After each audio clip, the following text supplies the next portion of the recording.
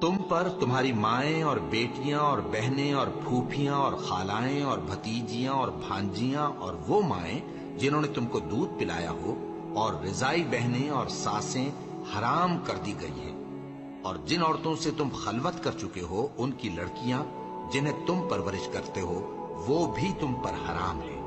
ہاں، اگر ان کے ساتھ تم نے خلوت نہ کی ہو تو ان کی لڑکیوں کے ساتھ نکاح کر لینے میں تم پر کچھ گناہ نہیں،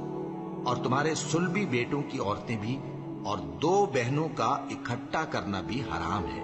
مگر جو ہو چکا سو ہو چکا، بے شک اللہ بخشنے والا ہے، بڑا مہربان ہے۔ اور شوہر والی عورتیں بھی تم پر حرام ہیں مگر وہ جو قید ہو کر باندیوں کے طور پر تمہارے قبضے میں آ جائیں۔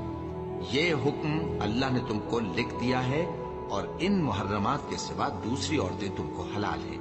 اس طرح سے کہ مال خرچ کر کے ان سے نکاح کر لو، بشرطے کہ نکاح سے مقصود عفت قائم رکھنا ہو، نہ کہ شہوت پرستی۔ تو جن عورتوں سے تم لطف اندوز ہوئے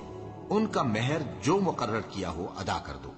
اور اگر مقرر کرنے کے بعد آپس کی رضامندی سے مہر میں کمی بیشی کر لو تو تم پر کچھ گناہ نہیں،